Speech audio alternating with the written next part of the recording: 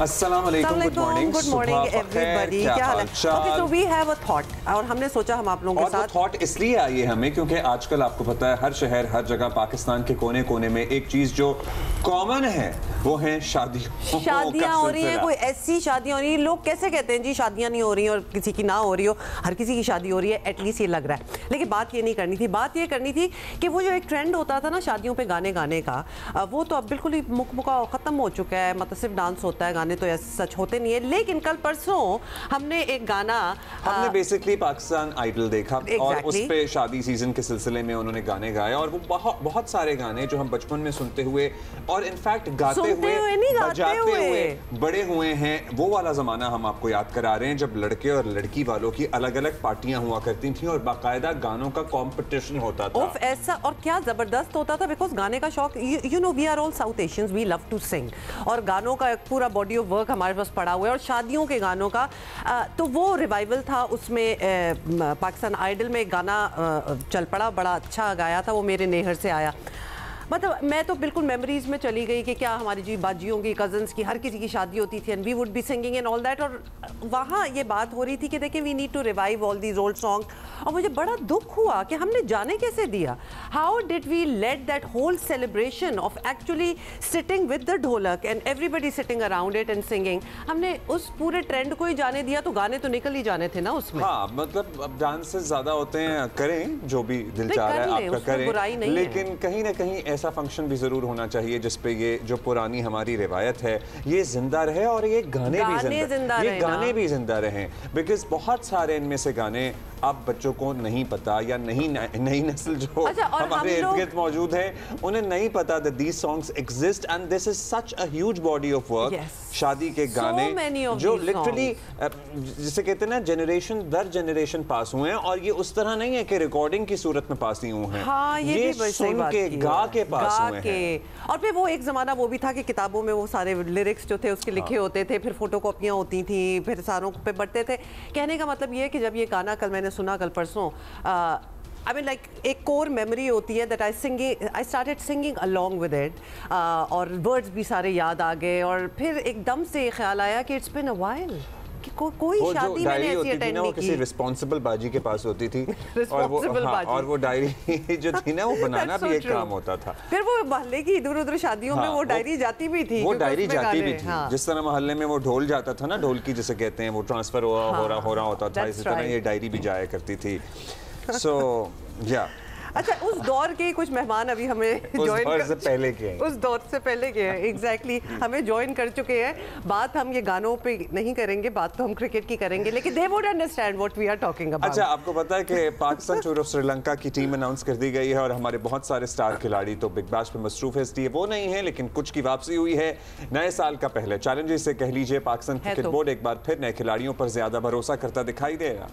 तो इसमें कोई वैसे बुराई नहीं है। तो आपको बता दें कि दौरा श्रीलंका के लिए पाकिस्तान के 15 रुकनी T20 स्क्वाड का ऐलान कर दिया गया है, मगर कई सीनियर खिलाड़ियों को जगह नहीं दी गई। अब उसमें बाबर आजम वगैरह में वो they are already busy with BBL, तो मतलब जगह नहीं दी गई या फिर उनकी प्रेफरेंस थी, ये हम पता कर लेंगे। में मसरूफ है, मतलब क्या जगह नहीं दी गई? हाँ, ये एग्जैक्टली ना, तो ये अजीब बात है। शायद उन्होंने खुद ही प्रेफर किया हो कि हम उधर खेल लेंगे, बट एनीवे इजाजत से ही गए, we will find that out. World Cup को नजर में रखकर देखा जाए तो बज़ाहिर ये एक बोल्ड फैसला है। बाबर आजम, शाहीन शाह अफरीदी और हारिस रऊफ स्क्वाड का हिस्सा नहीं, और ये अल्टीमेटली तो वर्ल्ड कप स्क्वाड का होंगे ही हिस्सा। अच्छा, छोड़ दो फिर सब कुछ, आगे चलते हैं। Let's talk to our guest. अब ये सब कुछ छोड़, मगर हाँ, शादाब की वापसी हुई है, ऑलराउंडर शादाब खान टीम में वापस आए हैं और जाहिर है। अच्छा, बाय द वे कल चेयरमैन PCB का एक बड़ा अहम ऐलान भी सामने आया है PSL के हवाले से, जिसमें उन्होंने मुल्तान सुल्तान की बात की। उन्होंने कहा इस दफा मुल्तान सुल्तान को PCB खुद ऑपरेट करेगा और PSL के बाद इसकी दोबारा नीलामी होगी। हालांकि जब नीलामियां चल ही रही थी तो इसको भी कर दो दोबारा। ये अब मुझे इसकी निटिविटीज नहीं मालूम, लेकिन एग्जैक्टली उन्होंने क्या कहा है सुन लीजिए। मुल्तान सुल्तान इस साल PCB खुद ऑपरेट करेगा इंशाल्लाह ताला। जैसे ही PSL ख़त्म होता है तो उसका ऑक्शन का प्रोसेस हम करके उसको ऑक्शन करेंगे। 8 तारीख को जिस दिन बिड है वो कन्वेंशन सेंटर इस्लामाबाद में हो रही है, उसमें 10 लोगों ने क्वालिफाई किया है। मुझे बड़ी उम्मीद है हम पूरी टीम ने मिल के जिस तरह काम किया है ये इंशाल्लाह एक अच्छी प्राइस पे जाएगी और पाकिस्तान को उसका फ़ायदा होगा। वसीम अकरम साहब को हमने PSL का ब्रांड एम्बेसडर मुकर्रर कर दिया है और 1 जनवरी से वो PSL के ब्रांड एम्बेसडर होंगे। 26 मार्च की जगह PSL है वो 23 मार्च से शुरू करें। तो मगर हम उसका फ़ैसला नहीं कर रहे हैं अभी। अगर तो सारे फ्रेंचाइज ओनर्स ने उस पर एग्री किया तो हमारी कोशिश होगी कि इसको 23 मार्च को करें, लेकिन अगर नहीं किया तो फिर हम 26 मार्च को करेंगे। नए 2 ओनर्स भी आ जाएंगे तो हम होपफुली 8 की रात तक उसको फाइनल करेंगे, क्योंकि 23 मार्च को शुरू करना एक सेलिब्रेशन है और मेरे ख्याल है कि ज़्यादा अच्छा होगा। चलिए जी, देखते हैं क्या होता है इंशाल्लाह। और 26 के बजाय 23 मार्च को PSL शुरू करने की भी बात की जा रही है। जाहिर है 23 मार्च मेरी सालगिरह का दिन है। नहीं, आपके लिए नहीं सोचा था, मतलब ये पाकिस्तान रेजोल्यूशन डे है। अब्दुल्ला ने अपने नाम कर लिया है, पाकिस्तान डे है।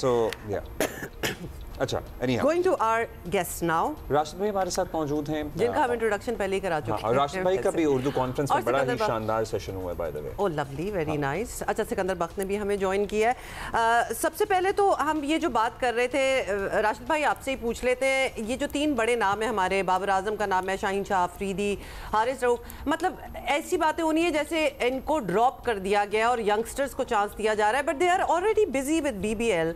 सो मतलब इनकी अपनी प्रेफरेंस बीच में थी कुछ कि हम जी इधर ही रहना चाहते हैं?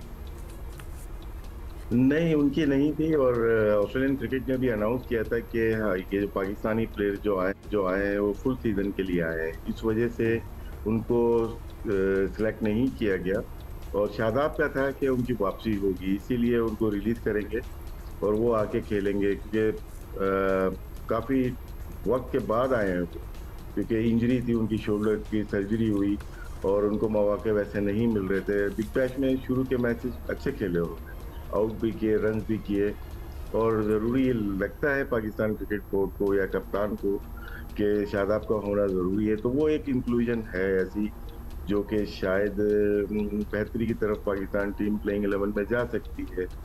नाफे का सिलेक्शन हुआ है, विकेट कीपर का क्राइसिस लग रहा है पाकिस्तान क्रिकेट में, क्योंकि अगर मास सदाकत की सिलेक्शन नहीं हुई तो आर्गूमेंट यही बनता है कि ओपनर हमारे पास हैं, और या तो अहमद दानियाल की सिलेक्शन नहीं हुई या सुफियान मुकीम की नहीं हुई, तो आर्गूमेंट होते हैं हमारे पास फ़हीम अशरफ भी है, हमारे पास अब्रार भी है, हमारे पास शादाब भी है। लेकिन नाफे का सिलेक्शन का मतलब है कि T10 से लेके आए हैं, क्योंकि कोयटा के ग्लैडिएटर्स से भी पूरे सीजन में मैचेस नहीं खेले। विकेट कीपर का क्राइसिस उस्मान पे शायद बिलीव नहीं रहा है इनको, और नंबर 3 पे ही खिलाएंगे। फिर नंबर 3 पे अगर खेलते हैं फ़खर या ये खेलते हैं और ये परफॉर्म कर दिया, तो बाबर का जो है ना प्रॉब्लम रहेगा कि उनका स्ट्राइक रेट भी इतना अच्छा नहीं, उस्मान का भी इतना अच्छा नहीं। तो नाफे को ट्राई करने का मकसद मुझे लग रहा है यही कि विकेट कीपर क्राइसिस है, क्योंकि रिजवान के जाने के बाद हारिस आए, आजम आए, उस्मान आए, साहबजादा फरहान आए, तो अब इनको भी शायद ट्राई किया जाए, मुझे ऐसा लगता है। अच्छा सिक्कू भाई, आपसे अभी विकेट कीपर का आप कह रहे हैं क्राइसिस है, राशिद भाई ख्वाजा नाफे के सामने विकेट कीपर लिखा हुआ है, साहबजादा फरहान के सामने भी लिखा हुआ है। So do you think there is an actual crisis? जी, तीनों हैं। अच्छा, मेरा एक और सबसे बड़ा सवाल ये है कि हम डोमेस्टिक क्रिकेट क्यों कराते हैं? PCB से फिर मैं ये बात मैं बहुत बार बार कहता रहता हूँ कि जब डोमेस्टिक क्रिकेट कराते हैं, ये जो राफे हैं या समद है, आप नाफे, इन लोगों को आप ज़रूर ले जाएं, मगर आप खिलाएंगे? समद, मैंने पूरी पिछले 20 मैचेस जो ट्राई सीरीज शुरू हुई थी दुबई में, वहाँ से लेकर जो यहाँ पे ट्राई सीरीज ख़त्म हुई, टोटल 20 मैचेस हुए, उन सब का डेटा निकाला है। तो समद ने तो एक मैच भी नहीं खेला, ठीक है जी। सुफियान तो सिर्फ 6 खिलाए गए, उसके बाद उनको फारिग कर दिया गया, हमेशा के लिए गायब हो गए वो। मुझे लगता है कि वो नहीं बेचारा आएगा। रऊफ को 7 खिलाए।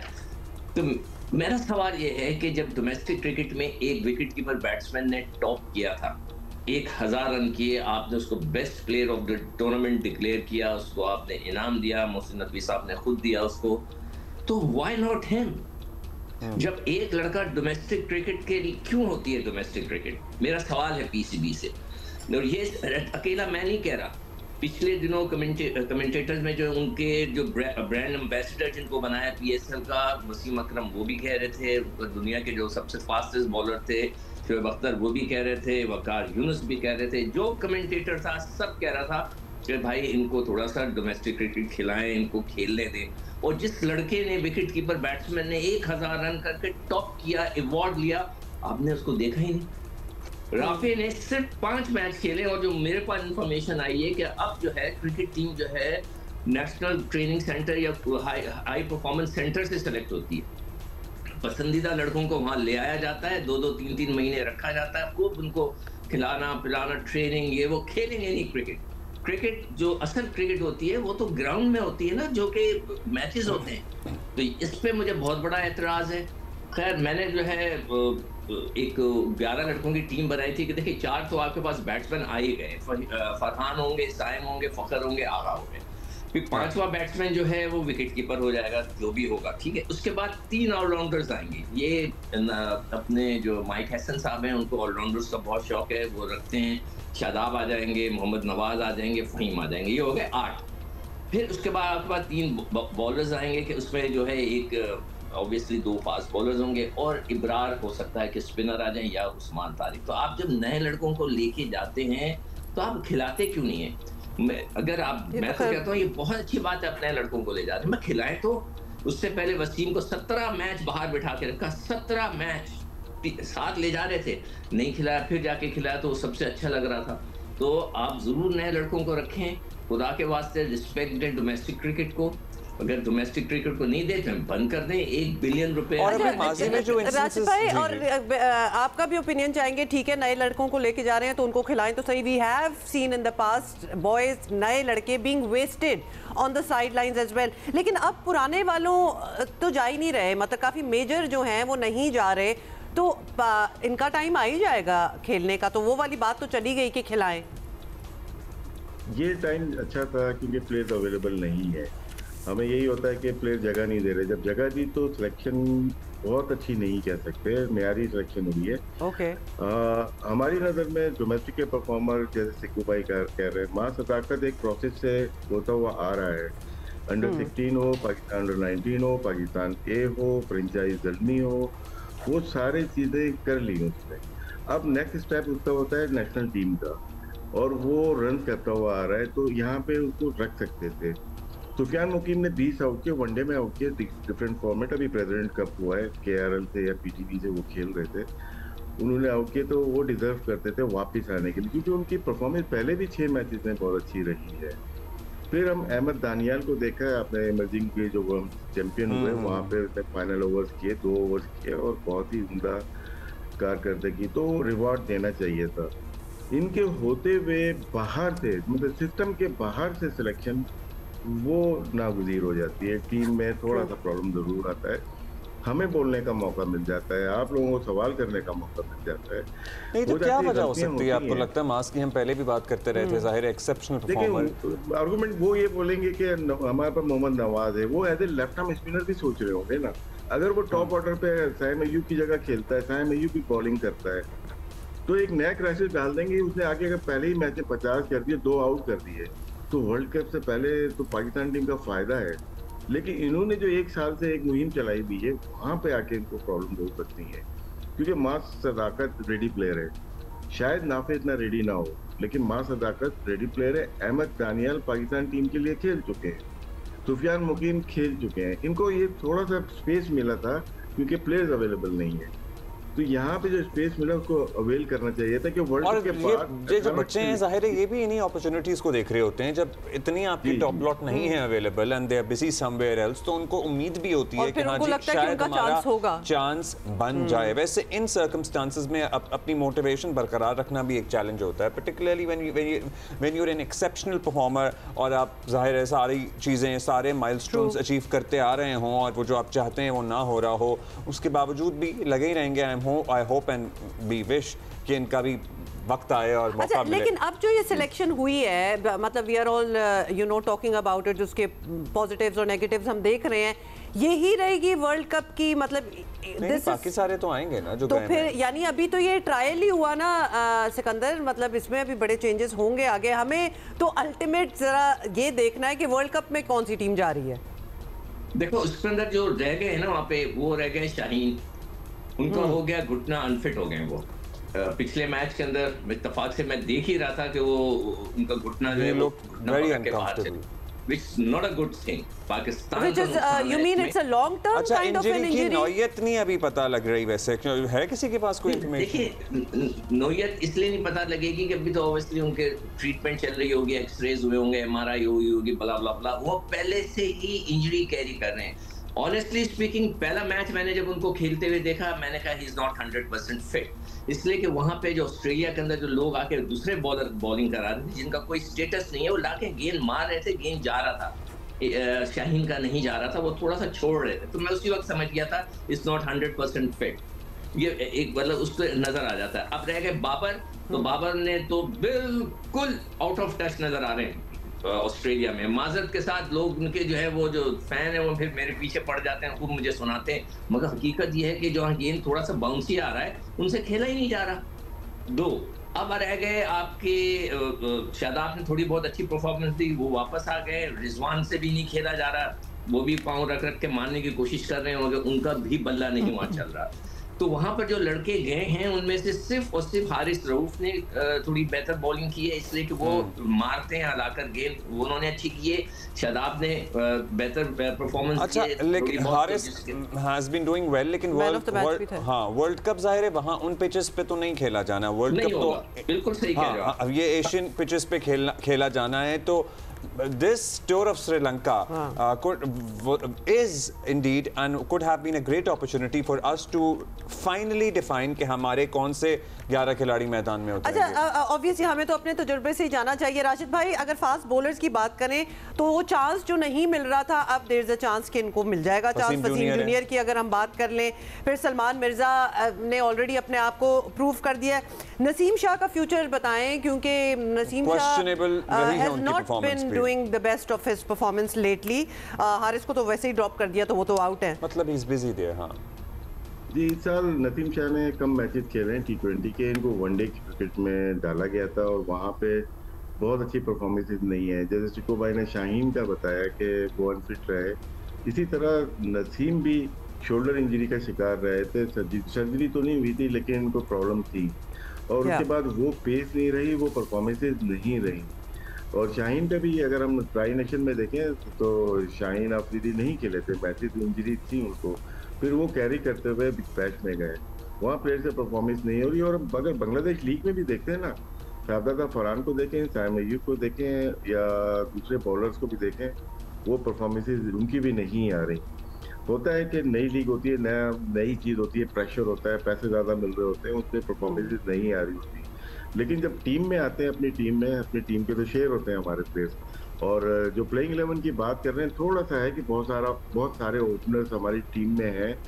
हमें शायद समद को ले, जो सिक्को भाई बात कर रहे थे, लास्ट ट्राई सीरीज में रखा था, वो इंजरी हो गई थी, फिर नवाज को वापस लेके आ गए थे, तो समद को शायद किसी 5-6 नंबर पे ट्राई करेंगे। अगर तो नाफे को नंबर 3 और as a wicket keeper try किया तो एक स्लॉट खाली होती है नीचे आके, वो 5 या 6 नंबर होगी।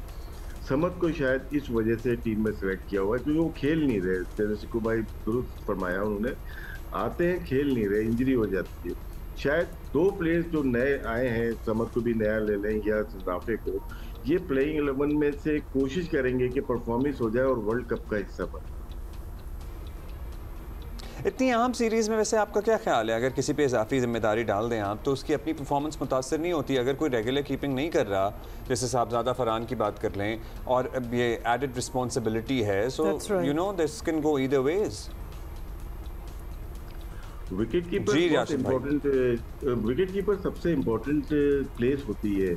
अगर हम क्विंटन डीकॉक को देखें या ऋषभ पंत को देखते हैं या दूसरे प्लेयर्स को देखते हैं या एलेक्स कैरी को देखते हैं या बटलर को देखते हैं या एक ज़माने संगाकारा, धोनी थे, पाकिस्तान के पास कामरान अकबर, सरफराज थे, तो ये बहुत इंपॉर्टेंट प्लेयर्स होती है और स्पेशली इवेंट में, बड़े इवेंट के अंदर, तो वो शायद हम लोग मिस कर रहे हैं। रिजवान हटता है तो आदम को हमने वर्ल्ड कप में खेलते हुए देखा 2024 के, उसके बाद हमने एशिया कप में हारिस को खेलते हुए देखा, मैंने बटलर को चेंज होते हुए नहीं देख रहे हम।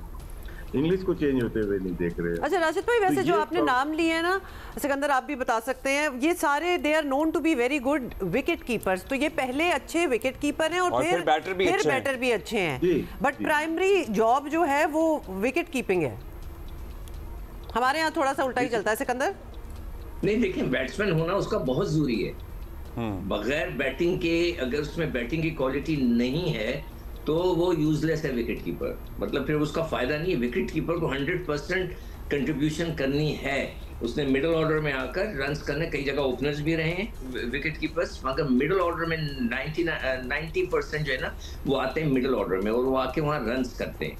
तो वहाँ रन्स करेंगे तो फिर वो उसका नाम, उससे बैटिंग आपकी स्ट्रेंथ बढ़ती है, आपका छठा नंबर जाहिर है बड़ा जरूरी होता है, लेकिन हमने कुछ केसेस में देखा है आधा तीतर आधा बटेर वाली बात होती है, यू नो, बस कॉम्प्रोमाइज्ड सी पोजीशन होती है, एंड विकेट कीपिंग अगर ठीक होती है तो बैटिंग कमजोर होती है या इतनी अच्छी नहीं होती। अब्दुल्ला भाई, यहाँ पे ना एक प्लेस होती है विकेट कीपिंग की, तो कोई अच्छा बैट्समैन होता है उसको बोलते हैं यार तुम्हारी विकेट कीपिंग में जगह बन सकती है तो ग्लव्स पहन दो। हमने 2015 के वर्ल्ड कप में उमर अकमल को कीपिंग करते हुए देखा, डिजास्टर हुआ, उसने 5 कैचेस भी किए थे, लेकिन सरफराज को बाहर बिठाया था, फिर उसको वापस लेके आए तो पाकिस्तान टीम जीतना शुरू हुई थी।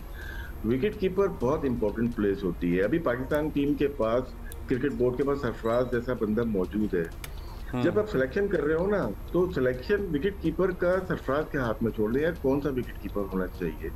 सिलेक्शन कमेटी में बॉलर्स हैं, विकेट कीपर्स कोई भी नहीं है उसके अंदर। जिसका सिलेक्शन ऐसे बंदे को दे जो पाकिस्तान के लिए सर्व कर चुका है बहुत ज्यादा, और सरफराज इनके पास मौजूद है, इनके पास है, तो T20 हो, वनडे हो या टेस्ट मैच, वो फैसला सरफराज के हाथ में दे दे।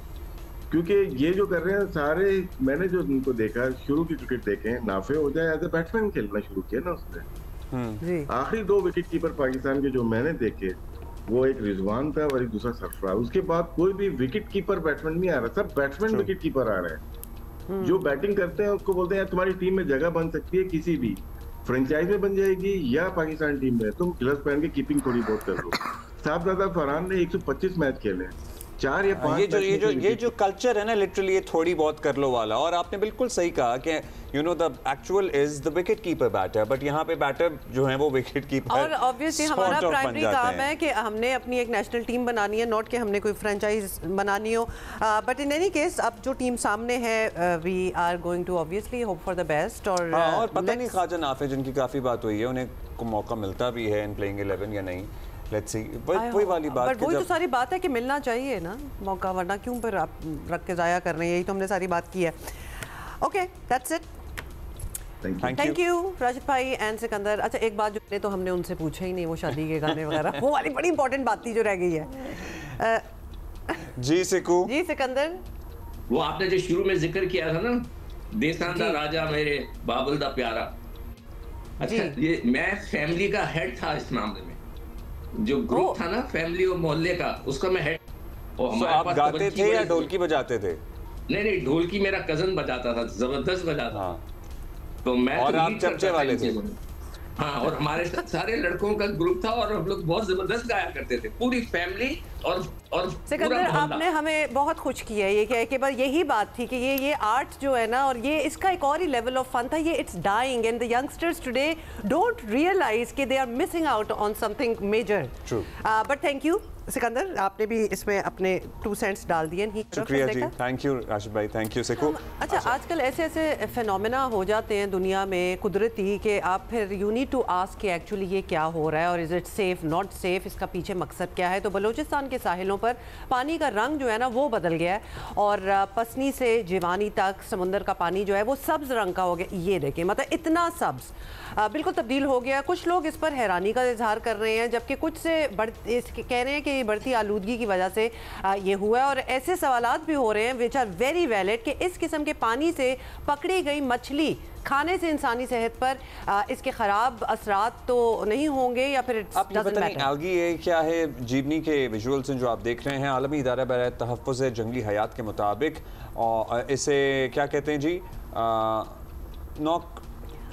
चिलिका ब्लूम कहते हैं, जो इंतहाई छोटा समुद्री जानदार है। पानी की रंगत, इस तब्दीली को सी स्पार्कल भी कहा जाता है। समंदर में बेसिकली हम ये अंडरस्टैंड करने की कोशिश करते हैं, ये ज़रा टेक्निकल टर्म्स हैं कि ये है क्या मामला। ठीक है जी, मौज़म खान हमारे साथ मौजूद है, टेक्निकल एडवाइज़र हैं WWF पाकिस्तान के। बहुत शुक्रिया खान साहब। खान साहब, हमने विजुअल्स भी देखे हैं, वैसे एक इंटरेस्टिंग विजुअल तो है ही, लेकिन साथ साथ सवालात भी बहुत सारे इस सिलसिले में जहन में आ रहे हैं। बलूचिस्तान के साहिलों पे जो पानी का रंग तब्दील हुआ है, देखने में तो बड़ा विजुअली स्टनिंग भी लग रहा था एट टाइम्स, लेकिन हर कोई इसकी अलग वजह बता रहा है। आप हमें बता सकते हैं क्या ये नेचुरल प्रोसेस है, क्या ये किसी फॉर्म की आलूदगी है, असल वजह इस फिनोमेना की है क्या? ये कुदरती फिनोमेना है जो कि हर साल होता है और ये तकरीबन 55 साल से हम इसको स्टडी कर रहे हैं। पाकिस्तान में हर साल सर्दियों के आगाज़ से शुरू होता है और सर्दियों के दरमियान इस किस्म के जो ब्लूम्स कहलाते हैं, ये एक नॉक्टिलू का एक जानवर है जो कि बहुत बड़ी तादाद में पैदा होता है इस दरमियान। और यहाँ पर पानी का रंग या तो सब्ज हो सकता है, ऑरेंज हो सकता है, रेड भी हो सकता है, लेकिन अगर इस एनिमल की वजह से हो तो ये तो नॉन टॉक्सिक होता है। इसका कोई ताल्लुक पोल्यूशन से नहीं है, क्योंकि ये पूरे अरेबियन सी में वाइड स्प्रेड होता है, यानी Pakistan, India, Iran, Oman, Yemen तक फैला हुआ होता है, बल्कि ज़्यादा इलाके तक भी फैला होता है। 2017 में तो ये था जिसने पूरे इलाके को कवर किया हुआ था और बिल्कुल पानी एक सूप की तरह से थिक हुआ था, लेकिन इसका कोई नुकसान नहीं होता। इसका पोल्यूशन से कोई ताल्लुक नहीं है, ये कोई आलूदगी सबब नहीं है, बल्कि ये एक नेचुरल फिनोमेना है जो अरेबियन सी नोन है यहाँ से। अच्छा, बिल्कुल ठीक है। तो फिर अगर आप तो इस तरह हमें बता रहे हैं जैसे ये बड़ा मतलब ये नेचुरल फिनोमेना है जो कि डेफिनेटली होगा, देख के फिर भी ज़रा एक थोड़ा सा खौफ आता है, क्योंकि अगर आप कह रहे हैं कि ये नेचुरल है तो तब भी ये सवाल तो बनता है कि इस पानी में नहाना, फिशिंग करना, यहाँ से फिश निकाल के उसको खाना, ये क्या इससे कोई ख़तरा तो नहीं है? एक दफ़ा फिर बता दें। अपरेंटली तो इससे कोई ख़तरा नहीं होता है, लेकिन इसी में अगर किसी किस्म के बाज़ औक़ात ऐसा होता है कि ये ब्लूम टॉक्सिक भी हो सकता है और किसी दूसरे अगर एनिमल्स के या प्लांट्स की वजह से हो तो वो हाईली टॉक्सिक हो सकता है। तो पानी में इस ग्रीन पानी से तो कोई असर नहीं होता, माहीगीर अपनी फिशिंग कर रहे होते हैं, उनका शिकार मिल रहा होता है। इसी जानवर की प्रेजेंस में ग्वादर में डॉल्फिन्स और दूसरे जानवर भी मिल रहे हैं। कराची के साथ भी ये पीक फिशिंग सीजन है, इससे कोई फर्क नहीं पड़ता, लेकिन कभी कभी इसमें कुछ टॉक्सिक एनिमल्स होते हैं तो आमतौर पे अगर पानी का कलर चेंज हो तो हमें अवॉइड करना चाहिए। लेकिन आमतौर पे ये ग्रीन पानी टॉक्सिक नहीं होता, लेकिन जैसे 2016 में औरमारा के इलाके में पानी का जो कलर चेंज हुआ था उसमें कुछ मछलियां मरी थी, लेकिन वो आदमियों के लिए नुकसानदेह नहीं था। लेकिन बहुत दफ़ा ऐसा होता है कि समुंदर में ऐसे जानवर पाए जाते हैं जो कि जिनकी वजह से कलर चेंज होता है। इसी तरह के माइक्रोस्कोपिक एनिमल जिनकी वजह से जो एनिमल मरते हैं वो इंसान के लिए नुकसानदेह हो सकता है, लेकिन ये जो ब्लूम है ये किसी तरह से भी नुकसानदेह नहीं है। हाँ जी, ये तो कोई एश्योरिटी ना हुई, क्योंकि ये मतलब हाईली टॉक्सिक भी हो सकता है और बिल्कुल ही सेफ भी हो सकता है। हमें कैसे पता, मतलब overall generally it is safe? मैं तो एडवाइस करूंगी कि नहीं। अच्छा, अब ये बता दीजिए, क्योंकि ज़ाहिर है आपने बताया कि अभी इसमें पोल्यूशन का कोई अंसर नहीं है और ये जो हमारी बलूचिस्तान की साहिली पट्टी है ये कमोबेश अभी आलूदगी से बची ही हुई है। और अभी हमने वो भी देखे विजुअल्स जो सुबह जियो पे भी देख रहे थे हम, जो डॉल्फिन्स नज़र आ रही हैं कराची के साहिल के पास। अच्छा ये क्या ये अच्छे साइंस हैं हमारी समुद्री हयात के लिए? क्या ये बेहतरी की तरफ इशारा करता है मामला? पहली बात तो है कि ये इस ब्लूम की प्रेजेंस शो करती है कि हमारा इलाका बहुत प्रोडक्टिव है। अरेबियन सी दुनिया के one of the most productive area में काउंट किया जाता है फाइटोप्लैंक्टन या इन ग्रीन पौधों की वजह से, और इसी की वजह से हमारे पास अनगिनत किस्म के एनिमल्स और प्लांट्स मिलते हैं। ये ब्लूम्स होने के बावजूद भी तमाम जो साहिली इलाके हैं उसमें जानवरों की बहुत बड़ी तादाद मिलती है। जो अभी हमने बायोडाइवर्सिटी असेसमेंट की है तो हमारे पास दुनिया में जो पाए जाने वाले मुख्तलिफ किस्म के एनिमल्स हैं, जिसमें बिल्कुल माइक्रोस्कोपिक एनिमल भी शामिल हैं जो आंखों से नज़र नहीं आते, और वेल्स की तमाम बड़ी स्पीशीज़ वो हमारे पास मिलती हैं, सिवाय चंद एक को छोड़ के। डॉल्फिन की 27 स्पीशीज़ है और हमारे पास ऐसे जानवर मिलते हैं जिनकी कमर्शियल इंपॉर्टेंस भी है, जिनकी मेडिकल इंपॉर्टेंस भी है और जिनकी बायोलॉजिकल इंपॉर्टेंस भी है। तो अरेबियन सी बहुत रिच है। हम बड़े खुशकिस्मत है कि अल्लाह ताला ने हमको ये एनिमल्स की बहुत बड़ी तादाद दी है। WWF पाकिस्तान इस किस्म के इवेंट्स जिसमें ये ब्लू समुंदर का ग्रीन हो जाना या रेड हो जाना होता है, इसको तकरीबन 2012 से स्टडी कर रही है और हमने बड़ी डिटेल में इसकी स्टडी की है, जो इस बात को इंडिकेट करती है कि हमारा समुंदर कुदरती तौर पर तमाम एनिमल्स और प्लांट में बहुत रिच है और ये हमारे लिए बड़ी खुशकिस्मती की बात है। चलिए ज़बरदस्त, कुछ अच्छे ही साइंस है। बहुत शुक्रिया आपका खान साहब। अच्छा, अभी हम डॉल्फिन के नमूदार या उनके देखे जाने की बात कर रहे थे। बड़े स्टनिंग विजुअल्स हैं गवादर के साहिल के करीब के, जहाँ नीलगूं समुंदर में लिटरली ये नहीं बस है ना। आप दोबारा मुझे कंफ्यूज अभी हमने ग्रीन वाला पार्ट दिखाया, अब आप ब्लू में चले गए हैं। मतलब Abdullah decide, is it not blue? It is very blue, stunning and it's so clear. So oh, you can see the dolphin. A pod of dolphins, beautiful. A pod of dolphins. You know tripod कहाँ से आया है? 3 dolphins are called tripod. I did not know that. Yes. See the things that we learn on Geo Pakistan, all of us together. मुझे भी नहीं पता था। I actually once went on a dolphin sightseeing trip. And did you see? And yes, I saw a lot of dolphins. And then you know there are pink dolphins in the world as well. मतलब हमारे यहाँ नहीं है लेकिन होती हैं। मैंने सुना भी है और देखा भी है। रिवर की ब्लाइंड डॉल्फिन भी वो भी is rare and beautiful as well. अभी हम एक क्या करें? नहीं अभी हम ब्रेक तो नहीं ले रहे। चलिए जल्दी से बता दें। वैसे ये क्या बात है बस बताना है आपको। ऑलराउंडर इमाद वसीम, क्योंकि उन्होंने पब्लिक की स्टेटमेंट और उनकी एहलिया सानिया अशफाक के दरमियान इख्तलाफात बहुत अरसे से चल रहे थे और सोशल मीडिया पे एक ज़रा ड्रामा भी इस सिलसिले में लगा रहता था। अब उनकी तलाक होने वाली है। इमाद वसीम ने एक बयान में कहा है कि कुछ साल से इख्तलाफात हल ना होने पर उन्होंने तलाक का केस दायर कर दिया है। मद्दाहों से निजी मामलात में ख्याल रखने की अपील भी की है। उन्होंने कहा कि उनकी निजी ज़िंदगी का ख्याल रखा जाए, वो बच्चों की सरपरस्ती करते रहेंगे, ज़िम्मेदारी ख़ुद निभा रहे हैं। दूसरी जानिब सानिया अशफाक का कहना है कि उनका घर उजाड़ा गया है, उनके 5 साल बच्चे को उसके वालिद ने अब तक नहीं थामा। 5 साल के बच्चे? हाँ, ये तब से चल रहा है जब when she was pregnant with the 3rd child, और तभी से ये सारा मामला सोशल मीडिया पे गर्दिश कर रहा था। That he is not there. So उन्होंने कहा उनकी अहलिया ने कि बतौर बीवी और माँ रिश्ते को निभाने की पूरी कोशिश करती रही। इमाद वसीम से शादी की ख्वाहिशमंद एक और खातून भी सामने उनका जिक्र था, जिसके बाद मामला ज़रा तल्ख हो गए थे। All we can say is best of luck to both of them. It's a trying time for anybody. It is, and with 3 children. Yes, it is. तो हम दुआई कर सकते हैं आप लोगों के लिए कि आप लोगों का फ्यूचर जो है वो आसान हो और whoever wants whatever gets it. Huma ये कह रही हैं कि बारिश हो सकती है। मैंने इंस्टाग्राम पे देखा था और मुझे भेज रही हैं और बता रही हैं और मैं देख रहा हूँ कि कहाँ हो सकती है, कब हो सकती है। वैसे अगर हुई ना तो जहाँ आप रहते हैं वहाँ तो होगी, क्योंकि वहाँ हो जाती होती है। बाकी कराची में हो या ना हो, आप तो खैर कराची से भी एक और कराची में रहते हैं। इन एनी केस मुल्क के ज़्यादातर मैदानी और पहाड़ी इलाके जो हैं वहाँ धुंध और खुश्क सर्दी जो है शदीद है और की जद में है। अलबत्ता कल से बाय द वे मुल्क के बाज़ इलाकों में बारिशों की तवक्को की जा रही है, जिससे धुंध कम होगी, पहाड़ी इलाकों में बर्फबारी भी हो सकती है। और तकरीबन आपको पता ही है कि पूरा दिसंबर जो है वो गुजर गया, अब 2-3 दिन ही रह गए हैं, मगर कराची को मौसम सरमा की चंद बूंदें भी नसीब नहीं हुई। अब्दुल्ला, लेकिन आपको पता है कि आज से बारिश का इम्कान है। इसी पे ज़रा बात कर लेते हैं। अंजुम नज़ीर जैगम साहब हमारे साथ मौजूद हैं, डिप्टी डायरेक्टर हैं पाकिस्तान मेट्रोलॉजिकल डिपार्टमेंट से। अंजुम साहब शुक्रिया। अंजुम साहब बताइएगा, लाहौर के हम विजुअल्स देख रहे थे बाय द वे, वहाँ पे ज़ीरो विजिबिलिटी वाली सूरत हाल थी। सुबह 7 बजे तो लोग कह रहे हैं कि 4 फुट के फासले पे कोई खड़ा इंसान नहीं नजर आ रहा था, मतलब हाथ नहीं सामने नजर आ रहे उस टाइप का। हम मैदानी इलाकों की शदीद धुंध की भी बात करेंगे, लेकिन पहले जरा कराची में अगर बारिश का इम्कान है उसको डिस्कस कर लेते हैं। वो बहुत बड़ी खबर होगी हमारे लिए, इसलिए बता दें। जी अंजुम साहब।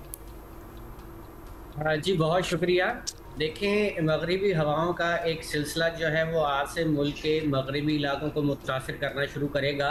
वो कि इस वक्त इंतहाई शुमाली जो हमारे इलाके हैं स्कर्दू और गिलगित हुंजा के अपर एरिया, वहाँ पर तो इस वक्त भी स्नोफॉल हो रही है ताहम ये सिलसिला आज से जो है वो बलूचिस्तान के अक्सर इलाकों में दाखिल होगा और जो बलूचिस्तान के खुश्क साली से मुतासरा इलाके हैं वहाँ पर भी बारिश के इम्कानात मौजूद हैं। इसके साथ साथ कोयटा और कोयटा से शुमाली बलूचिस्तान के पहाड़ों पर भी बर्फ़बारी के इम्कानात हैं।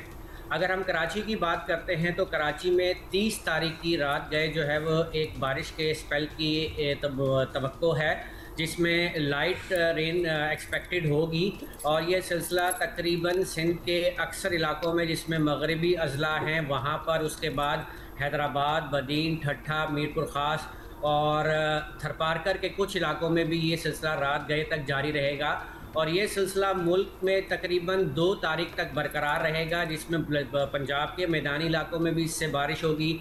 उसके बाद जो खैबर पख्तूनख्वा है उसके अपर जो पहाड़ हैं वहाँ पर स्नोफॉल की शिद्दत थोड़ी सी ज़्यादा हो सकती है, जिसकी वजह से जो है वो इलाके जो हैं उनके जो रोड्स हैं वो भी ब्लॉक पूरे मुल्क को ही ये सिस्टम अपनी लपेट में ले रहा है। तो इसका आगाज़ क्या सिंध और बलोचिस्तान से हो रहा है और देन ये अप नॉर्थ जा रहा है या वहाँ से आ रहा है हमारी तरफ? जी बिल्कुल, ये ईरान के रास्ते पाकिस्तान में दाखिल हो रहा है आज और ये बलूचिस्तान को मुतासर करते हुए सिंध को मुतासर करेगा, फिर सदरन पंजाब को, फिर सेंट्रल और अपर पंजाब, इसके साथ साथ केपी के और गिलियात वगैरह में भी इस दफ़ा जो है वो बर्फ़बारी के इम्कानात मौजूद हैं। तो यानी ऑल ओवर ही होगा। अंजुम साहब वापस कराची पे आ जाते हैं। अब बताएं, आप 30 तारीख के बता रहे हैं जो कि कल है, तो ये क्योंकि कराची में भी हमने देखा है कि एक फोरकास्ट होती है बारिश की और फिर कराची के किसी एक मखसूस कोने में बारिश हो जाती है, पूरे कराची में नहीं हो, कराची इज बिग। तो क्या आपको लग रहा है, मतलब इतनी बारिश हो सकती है कि पूरा शहर कवर हो? जी देखें, एक तो ये बारिश जो है वो रात गए होगी और इस बात के इम्कानात है कि जो मगरिबी सिलसिले की बारिश होती है वो बड़ी रिमझिम टाइप की होती है, वो मॉनसून से टोटली डिफरेंट होती है। ये थोड़ी सी वाइड स्प्रेड होती है लेकिन इसकी इंटेंसिटी कम होती है, तो तवक्को इस बात की है कि तकरीबन पूरे शहर को ही इसमें कुछ ना कुछ शेयर मिल जाएगा। सही। और ये कितनी मुफीद होंगी हमारे लिए बारिशें, क्योंकि हमने देखा है हमारे गुज़िश्ता कई सालों से बिल्कुल ही ड्राई विंटर्स चल रहे हैं। जी बिल्कुल, वाकई ये बात आपकी बिल्कुल सही है कि पिछले कुछ अरसे से हम देख रहे हैं कि स्पेशली सिंध या कराची की बात करें तो विंटर्स जो हैं वो ऑलमोस्ट ड्राई जा रहे हैं। ताहम ये जो सिलसिला बारिश का है, ऑल दो कि कोई बहुत तेज़ बारिश नहीं है, ताहम इसकी वजह से ये है कि जो आपकी गर्द है वो सब्सिडाइज हो जाएगी और एटमॉस्फेयर थोड़ा सा साफ़ हो जाएगा और जिसकी वजह से जो बीमारियां हैं साइनस वगैरह की या जो भी गर्द आलूद की वजह से हैं उसमें थोड़ी सी सब्सिडेशन आएगी। ताहम ये कोई बहुत ज़्यादा बारिश नहीं है लेकिन कुछ हद तक जो है वो हमारा एटमॉस्फेयर साफ़ हो जाएगा। और धूप की बात कर लेते हैं अब जरा। अच्छा, फिर अब आपने ऑब्वियसली 30th की बात की और साथ ही आपने कह दिया कि रात को बारिश हो जाएगी, तो आज रात जो होगी वो 30th होगी। तो आज रात होगी या कल रात होगी? एक्सपेक्ट कर ले या फिर कल रात की बात हो रही है, क्योंकि वो तो 31 की रात हो जाती है। कल रात की बात हो रही है, आज तो 29 की रात होगी। 29 तो हो गई ना, हाँ। सो आज 30 चढ़ जाएगी 12 बजे के बाद, सो कल 30 की रात होगी। कल 30, ठीक है। अच्छा, अब ये जो बारिश होगी अंजुम साहब, इसके बाद मौसम भी हमारा बदल जाएगा, बिकॉज वही वाली बात है कि अभी हमारी उस तरह ठंड नहीं आई, लेकिन अब बेशक वो रिमझिम टाइप की बारिश हो जिस तरह आप कह रहे हैं, वी गेट इट, लेकिन उसके बाद टेम्परेचर ड्रॉप होगा। जी बिल्कुल, जैसा कि तकरीबन पाकिस्तान के मगरबी शुमारी इलाकों में बर्फ़बारी का एक अच्छा स्पेल होगा, तो जब ये स्पेल निकलेगा 2 तारीख को मुल्क के अक्सर इलाकों से, तो जब उसके बाद ड्राई कोल्ड विंड्स आएंगी तो वो ऑफ कोर्स जो है वो एक ठंड का तासुर लेकर आएंगी और इस बात की तवक्को होगी कि जनवरी के जो है वो फर्स्ट 10 डेज़ में कराची जो है वो सिंगल डिजिट टेम्परेचर देख लेगा। Single digit for Karachi. अच्छा, क्विकली बता सकते हैं मैदानी इलाकों में धुंध जो है, ज़ीरो विजिबिलिटी वाली सूरत हाल कब तक चलेगी? देखें, आज का दिन ये ज़ीरो विजिबिलिटी वाला इम्पैक्ट रहेगा, ताहम कल से जब ये क्लाउडीनेस आ जाएगी, बल्कि आज से शाम तो बेहतर हो जाएगा। We get it sir, that's all the time we have. Thank you Anjum साहब, थैंक यू सो मच। धुंध वाली सूरत हाल भी बेहतर हो जाएगी। Okay, so if you were not in our previous hour बस, why were you not in our previous hour? हाँ ना, ये भी हमारा होता है कि हम आपको दोबारा से वेलकम करते हैं from 10, but where were you at 9 Anyway, कोई बात नहीं, शादियां बहुत चल रही हैं, लोग लेट फ्री हो रहे हैं। वैसे on a very serious note, ये जो कराची में फिर टॉकिंग अबाउट शादी वंस अगेन, ये अभी मैंने पिछले हफ्ते लाहौर में भी एक शादी अटेंड की और कल यहाँ पे भी अटेंड की। वहाँ पे 10:30 बजे आप घर होते हैं और यहाँ पे 10:30 बजे आप जा रहे होते हैं, जाने का सोच रहे होते हैं। उससे पहले तो जाने का कोई सीन ही नहीं है। जरा कुछ बीच का टाइम निकालें, because it is really inconvenient for a lot of people who have work in the morning कि आप इतवार को रात 1 बजे तक या 12 बजे तक बाहर बैठे हैं। People are coming to your wedding to bless you, you have invited them, तो फिर थोड़ा सा तो ऑनर उनको भी दे ही देना। वो ओवरऑल हो जाते हैं बेचारे। थोड़ा इस पे कानून साजी होनी चाहिए, मतलब अगर नॉट 10 तो 11 बजे everything should be of.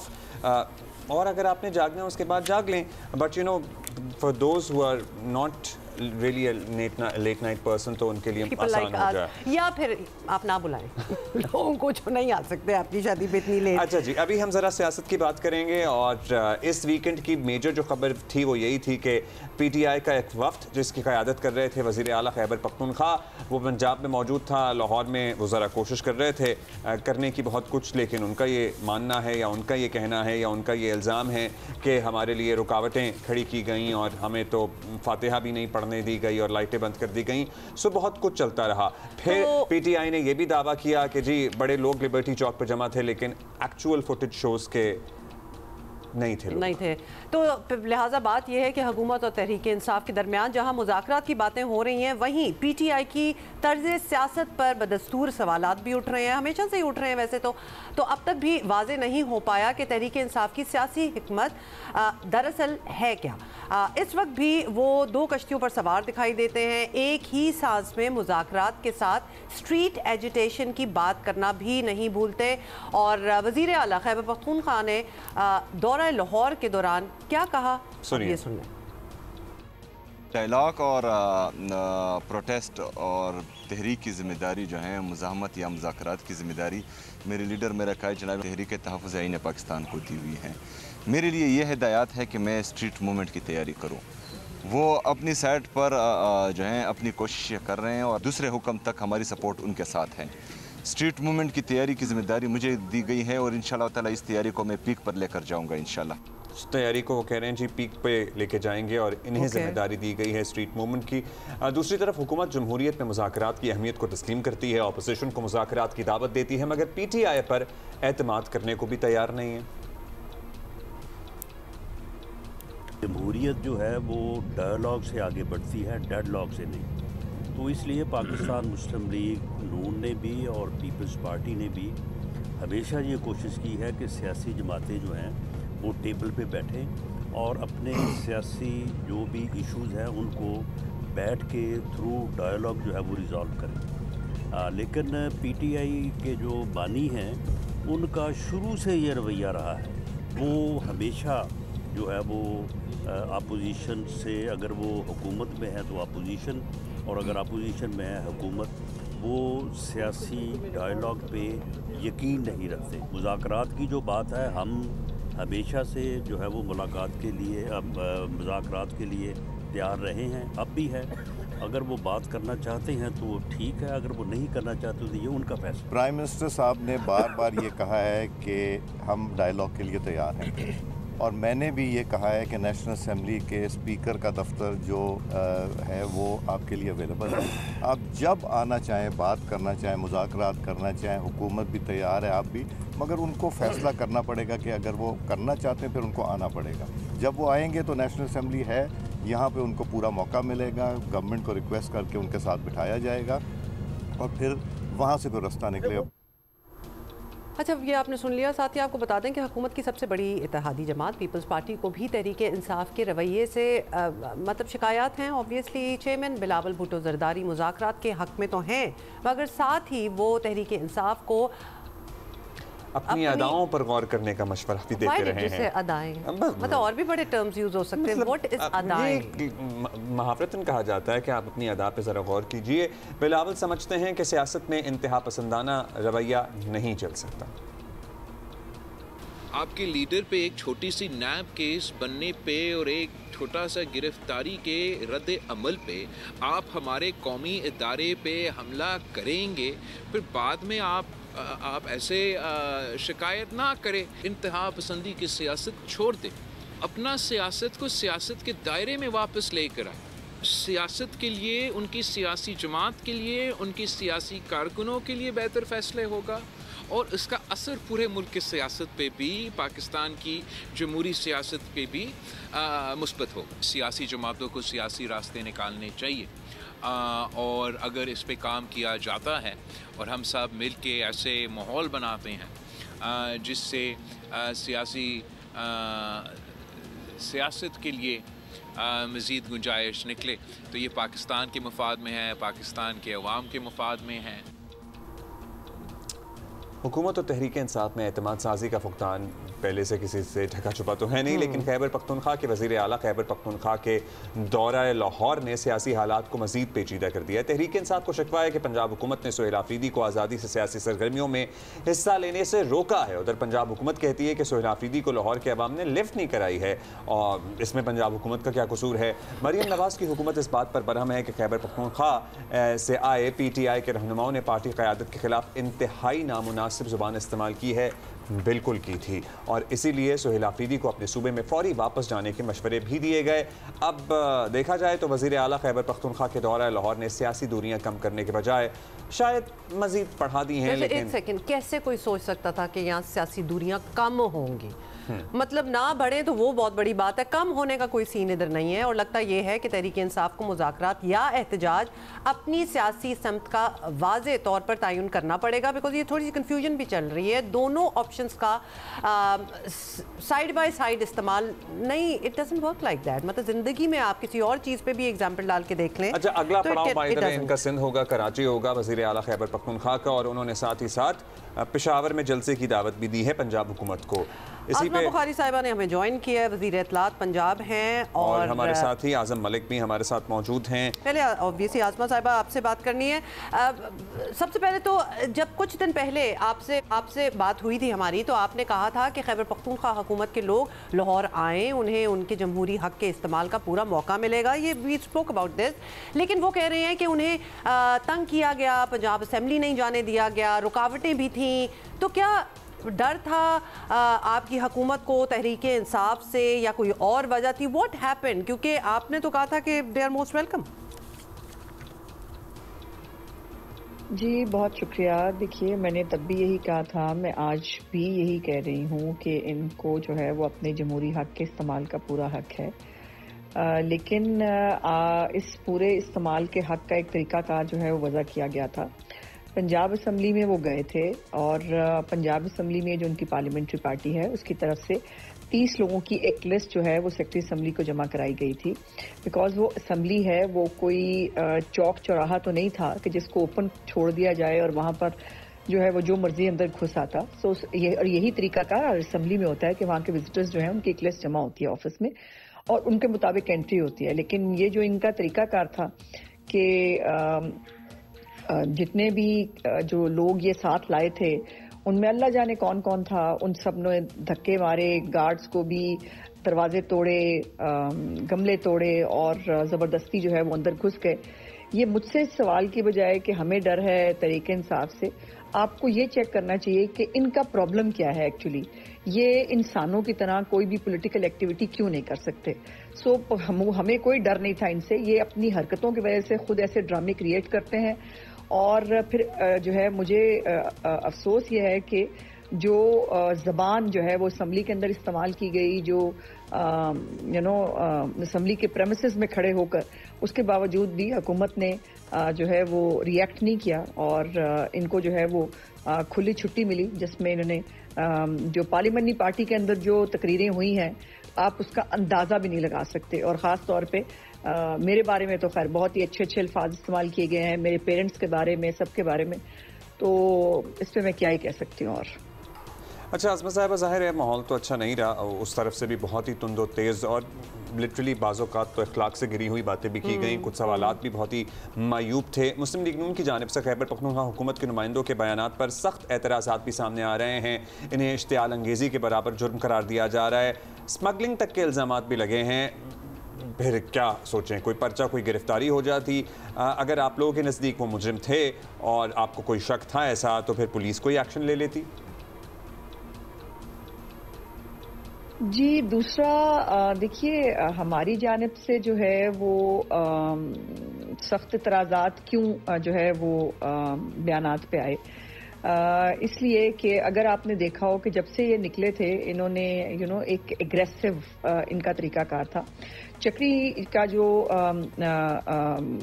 Area है अपना उस जो है वो सर्विस एरिया के अंदर इन्होंने मोहसिन नकवी के बारे में, शफी जान जो इनके मुशीर इतलात हैं, उन्होंने क्या ज़बान इस्तेमाल की आप वो सुन भी नहीं सकते।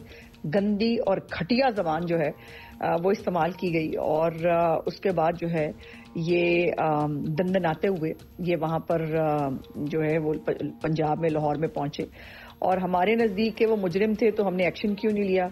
हम एक्शन ले लेते तो आपने कहना था मेहमानों का जो है वो प्रॉब्लम हो गया, इनकी किसी गाड़ी को चेक करते तो फिर उन्होंने कहना था ये तो मेहमानों की तौहीन कर दी। सो हम पे तो मेहरबानी वैसे ही बहुत होती है, हम इनकी बदतमीजियों को, इनके घटिया जुमलों को, इनकी वाहियात बातों को जो है वो नज़रअंदाज भी करें तो भी हमारे जुर्म कहलाता है, इनका जुर्म नहीं होता। अच्छा चलें ठीक है, ये भी आपने बड़ा एक्सप्लेन कर दिया, you gave your point of view. आज़मा साहिबा आप ये बताएं कि तहरीक इंसाफ के चाहने वाले पंजाब में मुतहर्रिक हों या नहीं, इसका पैरा वो इलेक्शन ही हो सकते हैं, तो बल्दियाती इंतखाबात करा के ये सब चेक हो सकता है कि कौन कितने पानी में है। तो इस तरफ आप लोग संजीदगी दिखा नहीं रहे, कुछ सोचा है इस बारे में कि क्या करना है? बिल्कुल आप ठीक कह रहे हैं कि मुतहरिक हुए हैं कि नहीं ये इलेक्शंस ही बता सकते हैं और हमने तो कुछ भी नहीं इसके ऊपर कहा। ये आप खुद सोशल मीडिया देखें ना, लाहौर जाग पड़ा, लाहौर निकल आया, लाहौर ने बाजी पलट दी, पता नहीं क्या क्या हो गया। ये सब जो है वो इनके अकाउंट्स में और इनके लीडरान फरमाते रहे हैं कि जो लाहौर से तहरीक शुरू हो गई है और जो ज़बान इस्तेमाल की गई है लाहौर के अंदर बैठकर, उसके ऊपर इनके साथ जो है वो इनके हाल पे सिर्फ जो है इनकी दिमागी हालतों पे सिर्फ जो है वो अफसोस ही किया जा सकता है। हम इलेक्शंस के लिए बिल्कुल तैयार हैं और हम इलेक्शन की डेट का इंतजार कर रहे हैं। सो हमारी तरफ से संजीदगी नहीं है ये कहना बिल्कुल नामुनासिब है। हम बल्दियाती इंतखाबात कल हो जाएं हम उसके लिए तैयार हैं और ये भी आपको याद रखना चाहिए कि जितने भी ज़िमनी इंतखाबात हुए हैं जिनमें इन्होंने हिस्सा लिया है वो भी और जिनमें से ये भाग गए हैं उनमें भी अल्हम्दुलिल्लाह तमाम ज़िमनी इंतखाबात पंजाब में मुस्लिम लीग नून ने वन साइडेड जीते हैं। सो इसलिए हम इसके ऊपर बहुत संजीदा हैं और हम चाहते हैं कि जल्द अज जल्द बल्दियाती इंतखाबात हों ताकि इनको जो है वो वापसी का रास्ता दिखाया जा सके। अच्छा आज़मा साहिबा, क्योंकि आप एक ज़ाहिर सियासी वर्कर हैं और एक सियासी तबसरा भी आपसे चाहिए, क्या तहरीक इंसाफ का यह 3 रोज़ा मिशन लाहौर इन्हें मुज़ाकरात के करीब लेकर आया है या आपको लगता है कि सियासी चपकलिश या एनिमोसिटी, अब तो सियासी दुश्मनी ही कह लीजिए, इसमें इजाफा हुआ है? देखिए मैं तो समझती हूँ कि ये अगर तो ये सियासी जमात होते तो आज इनका ये हाल ना होता जिन हालों पे ये पहुंच गए हैं कि अपनी एक सूबे के अंदर पिछले 12 साल से इनकी हुकूमत है, वहाँ पर लोगों को बुनियादी जो ज़रूरियात हैं, सहूलतें हैं, उनके ऊपर देखने के ऊपर उनके पास टाइम नहीं है और उनको जो है वो उनके बिल्कुल बरमला लोग कहते हैं कि जी हमें तो वोट सिर्फ इमरान खान को बाहर निकालने के लिए मिला है, लोगों के मसाइल से उनका कोई लेना देना नहीं है। तो ये जो और फिर वो जो है वो मिशन लाहौर अल्लाह जाने क्या था, मेरी तो कुछ समझ से बाहर था। मैंने तो कई दफ़ा कहा है कि वो एक तफरीही मुतालियाती दौरे पे आए थे और उन्होंने वीकेंड एंजॉय किया, बल्कि उनका वापस जाने को दिल नहीं चाह रहा था और उन्होंने जो है वो सुबह को 10-11 बजे का उनका वापसी का प्लान था, शाम 6 बजे 7 बजे तक भी वो यहीं पे दंदना रहे थे और पूरा लाहौर उन्होंने जो है वो प्रोटोकॉल के अंदर घूमा है, एक गली से दूसरी गली से 5वीं गली और हमने इनका हर तरह से जो है वो ख्याल रखने की हमने कोशिश की। अब मुज़ाकरात के लिए तो वो कई दफ़ा कह चुके हैं कि वो तैयार ही नहीं है। अब वज़ीर आज़म ने 5वीं दफ़ा ऑफर किया था वो तहरीक तहफ़्फ़ुज़ आइन, एक तरफ वो कहते हैं कि जी उनको जो है वो राजा नासिर अब्बास को और चौधरी साहब के पास ये इख्तियार है दूसरी तरफ जो है वो कहते हैं कि जी हम तो कोई मुज़ाकरात करना ही नहीं चाहते, इनके सेक्रेटरी इत्तलात कहते हैं, इनके वर्कर्स कहते हैं। तो मुझे समझ में नहीं आती कि इन बेचारों का बनेगा क्या, इनकी कौन सी जो है वो बात पे बिलीव किया जाए। ये ना सियासी जमात है, ना मुज़ाकरात पे बिलीव करते हैं, इनको NRO चाहिए। ये जो है वो अदालतों के अलावा जो है वह किसी चोर दरवाजे से रिलीफ चाहते हैं। तो मुझे नहीं मालूम कि उसका फ्यूचर क्या होगा। बहुत शुक्रिया आपका आज़मा साहिबा। ये तो था हुकूमती मौक़िफ़। अब ज़रा ऑन ग्राउंड सिचुएशन मालूम करते हैं। आज़म मलिक कवर करते रहे हैं इस एक्टिविटी को, पॉलिटिकल एक्टिविटी को। आज़म मलिक, आप बताइएगा overall if we analyse Lahore visit of CM KPK, क्या हाँ लाहौर विजिट कह लें या उनका दौरा कह लें, हाँ क्या रिस्पॉन्स आपको नज़र आया? क्योंकि इससे पहले PTI के वोटर सपोर्टर बड़ी तादाद में, ये तासुर था कि जी PTI का एक बड़ा बेस है लाहौर। आपको उस तरह से ओवरवेलमिंग रिस्पांस कोई नज़र आया या फिर आपको लगता है कि चीज़ें तब्दील हो रही हैं? जी अब्दुल्ला, बहुत शुक्रिया आपका। देखें 3 रोज़ा ये दौरा था CM KP सुहेल अफरीदी साहब का, और 3 दिन से हम उनके साथ मुसलसल रहे। जहाँ तक बात है कि ये दौरा कितना कामयाब रहा, कितना नाकाम रहा, आज़मा बुखारी साहबा ने इसके ऊपर बताया, आपने बड़ी खूबसूरत क्वेश्चंस किए हैं। देखें अब्दुल्ला, 2-3 चीज़ों के ऊपर अगर हम गौर करें तो ये तासुर मिलता है कि क्या पाकिस्तान के अंदर इलेक्शंस का बिगल बच चुका है। तो CM KP ने यहाँ पर अपना पड़ाव डाल लिया है और यहाँ पर वो आए हैं और लोगों को जो है वो उनकी मूवमेंट और पार्टी की मूवमेंट को बेहतर करने के लिए, ताकि हमें वोट बैंक जो है उसको निकालना चाहिए, चूँकि इलेक्शंस आने वाले हैं तो आपका ये बनता है। अभी तक ऐसी कोई चीज़ नहीं है। आपको पता है सिंध बिल्कुल नॉर्मल तरीके से काम कर रहा है। बलूचिस्तान के अंदर जो है वो हालात को बेहतर करने के लिए गवर्नमेंट ने बहुत सारे इक़दाम किए हैं। तो अभी इस वक्त ऐसी कोई चीज़ थी नहीं, ये समझ नहीं आया। अब्दुल्ला, अगर मैं आपको बड़ी क्लियर एक चीज़ बताऊँ तो यूँ लगता है कि जैसे कुछ यूट्यूबर्स ने CM KP को जो है वो गलत गाइड किया है। कुछ यूट्यूबर्स ने यहाँ से जो वीलॉग्स किए और कहा कि जी दौरा लाहौर होना चाहिए, लाहौर के अंदर ये है। देखिए, अगर आप लाहौर के अंदर आ रहे हैं तो फिर आप ये सोचें कि आपने अपनी 15 साला जो इक़्तिदार है KP का, उसका मुकाबल लेके आना है पंजाब के अंदर, जहाँ पे मरीम नवाज़ की गवर्नमेंट है, और इससे पहले 4 साल आपकी गवर्नमेंट रही, उस्मान बुज़दार साहब ज़िला पंजाब रहे हैं। तो आपने मुकाबला लेके आना है। आपने यहाँ पर उनके सामने ये बताना है कि हमने KP के अंदर जो है इतनी यूनिवर्सिटीज़ नहीं बनाई, इतने स्कूल्स बनाए, इतने हॉस्पिटल बनाए, इतने नए रोड्स बनाए, इंफ्रास्ट्रक्चर बनाया, हम बाहर से ये इन्वेस्टमेंट लेके आ रहे हैं। तो आपने पंजाब का मुकाबला करना है ना। तो आप फिर मुकाबला करने के लिए आए, तो जो आप करने के लिए आए हैं, जो मतलब 3 दिन हम उनके साथ रहे, देखें उनके साथ कोई इतने सीजन जो होते हैं पॉलिटिशियंस वो भी नहीं थे। मतलब 9 उम्र लड़के जो थे वो उनके साथ उनके तर्जमान थे। जिस तरह से देखिए, चूँकि मैं साथ था पंजाब असम्बली की, अगर हम एक छोटी सी एग्जांपल लेते हैं तो पंजाब असम्बली के अंदर देखिए, पंजाब जो असम्बली है, कोई भी आप इसको छोड़ें कि पंजाब है या वो KP है, सिंध की है या बलूचिस्तान की है, असम्बली जमहूरियत की मस्जिद है। ये तो पॉलिटिशियंस ने मान लिया कि जो असम्बली होती है जमहूरियत की मस्जिद होती है। तो उस मस्जिद के अंदर आप किस तरह से आते हैं? आप CM हैं, उसी ऐवान के CM हैं, कायदे हिज़्बे इक़्तिदार पे आप बैठे हुए हैं, और उसी असम्बली के अंदर आप यूट्यूबर्स को लेके आ गए हैं, उसी असम्बली के अंदर आप उन लोगों को लेके आ गए हैं जिनका लिस्ट में नाम नहीं है। अगर यहाँ से हम लोग भी अगर यहाँ से KP असम्बली जाएंगे, कोई भी विजिटर जाएगा तो नाम होता है ना, आपने तरीके से सलीके से जाना है। और फिर ऐवान के अंदर जिस तरह से धक्के दिए गए, हम तो खैर वैसे ही आपको पता है जियो टेलीविज़न, हमारा तो जैसे ही नाम सामने आता है कि जियो से हैं आज़म मलिक साहब, तो वो साथ ही हम तो एक और लाइन में लग जाते हैं ना कि जी हम तो कोई और चीज़ हैं, हम तो शायद TV वाले हैं ही नहीं हैं। तो जो बाकी सहाफ़ी थे, मैं ये जानना चाह रहा हूँ कि बाकी सहाफ़ी कौन थे? सहाफ़ी तो उनके साथ थे ही नहीं, सारे तो यूट्यूबर्स थे। आप तो यूट्यूबर्स को लेके आए थे और यूट्यूबर्स अपना मंजन बेच रहे थे, आपको जो था वो फ्लेयर अप कर रहे थे। और आप फ्लेयर अप हो रहे थे। आज़म मलिक, ये भी बताएं कि यूट्यूबर्स को we can not put down YouTubers, बड़े अच्छे यूट्यूबर्स भी हैं, लेकिन आपकी बातों से ये लग रहा है कि इनकी कोर जो एडवाइजरी इनको आई है वो, और जो इन्फॉर्मेशन आई है कि जी आप ज़रूर आएँ, पंजाब आएँ, लाहौर आएँ, वो सिर्फ यूट्यूबर्स से थे। इनकी अपनी पार्टी के नुमाइंदे, इनकी अपनी पार्टी के पॉलिटिकल वर्कर्स, इनके पूरे दफ्तर हैं, वहाँ सेटअप्स हैं, तस्दीक नहीं हुई कि ये फिजा बनी हुई है कि हमें इधर आना चाहिए कि नहीं आना चाहिए? आपकी बातों से लग रहा है कि ये सोल इन्होंने यूट्यूबर्स और अपने साथ भी जिनको लेके आए हैं, वो भी एक आप कह रहे हैं कि बहुत ही इनएक्सपीरियंस्ड यंग क्राउड, इस पे ये डिपेंड कर रहे हैं। जी बिल्कुल जी हुमा, बिल्कुल आपने बिल्कुल ठीक कहा, उन्हीं के ऊपर तो आप डिपेंड कर रहे हैं। मुझे आप ये बताएं कि मैं आपको छोटी सी एग्जांपल देता हूँ। सीएम केपी सुहेल अफरीदी साहब गए हैं शाहमूद कुरैशी साहब के घर, वहाँ पे जैन कुरैशी साहब ने और मेहर बानो कुरैशी जो उनकी बहन है उन्होंने उनका इस्तकबाल किया। मैं अब आपको अंदर की चीज़ बताता हूँ।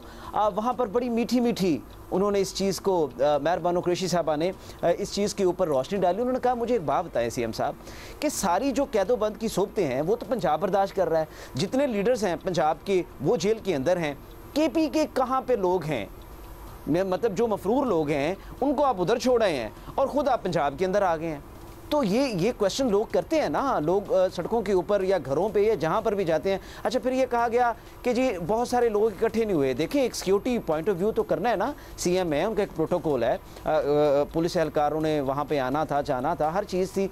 लेकिन मैं आपको बताऊँ कि जो आपने बात की है कि आप जो सीरियस क्राउड था, जो सीरियस पॉलिटिशियन थे, जो सीजन पॉलिटिशियन थे, जो जैसे परवेज खटक साहब जैसे थे सीएम, मतलब जो मामलात को सुलझा सकते थे, आप तो कोई भी एक ऐसा बंदा नहीं लेके आए। और आप ये बताइएगा, पंजाब की इनकी अपनी क़यादत अगर बात कर लें तो कौन कौन सा था पंजाब की क़यादत में से, इनके साथ कौन कौन था? और एक और सवाल भी जहन में आता है, मतलब एक इन्होंने पॉलिटिकल वर्कर को वज़ीर आला बना दिया पाकिस्तान के सबसे बड़े सूबे का, उस्मान बुज़दार साहब, क्या वो नज़र आए इन दिनों में इनके साथ? वो कहाँ होते हैं, वो कहाँ बिजी हैं? अब्दुल्ला, उस्मान बुज़दार साहब तो उड़ गए हैं बड़ी देर से, उनका तो कोई अदा पता नहीं है वो कहाँ हैं कहाँ नहीं है। और मैं आपको एक चीज़ बताऊँ अब्दुल्ला, कि जो सीएम केपी का विज़िट था पंजाब के अंदर, वो भी यूँ लग रहा था कि जैसे वो अपनी सियासत को बचाने के लिए यहाँ पर, चूँकि अब जाहिर है हर तरफ से तो ये उनको पता चल गया है कि आने वाले दिनों में शायद वो इस सीट पे ना रहें या कुछ महीनों तक, या जो भी है, जो आइंदा पॉलिटिकल सिनेरियो बने, तो उन्होंने कहा चलें और कुछ भी नहीं करूं तो मैं एक सियासी बका, एक सियासी साख को इस्तेमाल कर लूं पंजाब के अंदर। देखिए, पंजाब के अंदर आपने आना है तो पंजाब के अंदर आकर आपको अपनी एक सियासी जो क्रेडिबिलिटी है वो लेके आपने यहाँ पर आना है ना। यूट्यूबर्स को तो आपको गाइड नहीं करना ना कि पंजाब आ जाए, लाहौर आ जाए। उस्मान बुज़दार टाइप इनके प्रीडिसेसर्स हो ना, तो फिर स्टैंडर्ड बहुत लो हो जाता है। फिर आपको शायद ये जानने की, समझने की ज़रूरत नहीं है कि जी हमें बहुत कुछ करना होगा और हम पंजाब जा रहे हैं। मतलब उस्मान बुज़दार टाइप लोग भी तो वहीं थे जिनका आप कह रहे हैं कि अब वो नज़र भी नहीं आते। That in itself is a question to everybody who TI and politics as well, कि ऐसी चीज़ें भी हो जाती हैं। तो Where the standards are. हुआ वीकेंड पे एमक्यूएम के बानियों में शुमार होने वाले साबिक रहनुमा डॉक्टर इमरान फारूक का कत्ल एक बार फिर मौजूए बहस रहा या खबरों में आया, और इसकी वजह बनी इमरान फारूक की बेवा शुमाइला इमरान की वफात। इनकी मैयत हफ्ते को लंदन से कराची लाई गई, बाद में इन्हें सुपुर्द खाक किया गया। नमाज जनाजा में एमक्यूएम के मौजूदा जो रहनुमा हैं वो शरीक हुए। सोशल मीडिया पर यह बताने की कोशिश की जा रही है कि शुमाइला इमरान की मैयत पाकिस्तान भेजने में बानी एमक्यूएम की कोशिश शामिल रही हैं। शायद कुछ लोग ये कोशिश कर रहे हैं कि इमरान फारूक को कत्ल कराने का जो इल्ज़ाम उन पर लगता रहा है वो दुरुस्त नहीं है। एमक्यूएम के रहनुमाओं ने कल प्रेस कॉन्फ्रेंस की फिर, और सुनिए क्या कहा। बहुत कुछ कहा। वफाकी वजीर मुस्तफ़ा कमाल ने खुलकर कहा कि इमरान फारूक को बानी एमक्यूएम ने कत्ल कराया था, और ये भी दावा किया, भी उनके पास मौजूद है, ये भी वो कह रहे थे। सुनिए। इमरान फारूक को अल्ताफ हुसैन ने मारा है, मरवाया है, नशे में धुत। यहां किसी को फोन किया कि तुम्हारे कायद को परेशान करता है, उन्होंने प्लान कर लिया और प्लान करके जाकर इमरान फारूक को मार दिया। सारी डिटेल है हमारे पास। 17 सितंबर 2010, 40 साल लगाने वाले इमरान फारूक, पूरा ऑपरेशन भुगतने वाले इमरान फारूक को उसी के कायद की बर्थडे पे, सालगिरह पे उसकी मौत का तोहफा दे रहे हैं। तुम बरतानिया की अदालत में जाकर ये एक एप्लीकेशन क्यों नहीं लगाते, पिटीशन क्यों नहीं लगाते कि मेरे 40 साला देरीना साथी का बरतानिया की सरजमीन पर कत्ल हो गया, मुझे उस पे कातलों का पता लगा कर दिया जाए। ये केस चल रहा था, चूंकि 25 सालों से रॉ से पैसे ले रहे थे। सारे document raw doctor Imran Farooq के घर से सारी इसकी मीटिंगों के पेपर निकाल कर ले गई। ये केस द मोमेंट क्राउन जो अदालत है, प्रोसिक्यूशन में ये दाखिल होता, वो डॉक्यूमेंट सारे पब्लिक डॉक्यूमेंट बन जाते और दुनिया को पता चल जाता कि 25 सालों से रॉ से पैसे लेकर यहाँ पर दहशतगर्दी करा रहे हैं, कैंप चला रहे हैं, तो इंडिया ने अपना हाईएस्ट ऑफिस इस्तेमाल करके बरतानिया को कहा कि अगर नहीं रोका तो हम अपनी सारी इन्वेस्टमेंट ख़त्म कर देंगे बरतानिया में। मैं आज ऑफर करता हूँ अल्ताफ हुसैन को कि मैं बरतानिया की अदालतों में पेश होने के लिए तैयार हूँ। वो जाकर अपने शहीद इनकलाब की एप्लीकेशन लगाए, केस खुलवाए। हिम्मत करे, नहीं करेगा, मुझे पता है नहीं करेगा।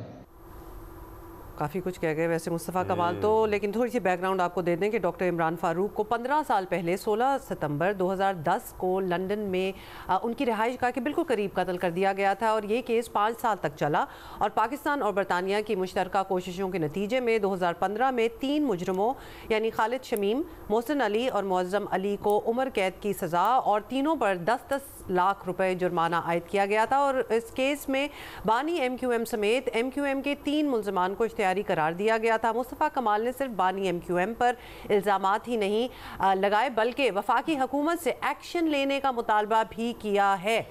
इसमें तो कोई शक नहीं है कि डॉक्टर इमरान फारूक का कत्ल मामूली वाक़या नहीं था। स्कॉटलैंड यार्ड ने भी इस पर लंबे अरसे तक काम किया, लेकिन इस केस से जुड़ी कई गुत्थियां अब भी नहीं सुलझ सकी हैं। अब सवाल ये भी है कि मामला किसी मंतकी अंजाम तक कभी पहुंचेगा या फिर बस ये बातें भी चाय की प्याली में तूफान ही साबित होंगी।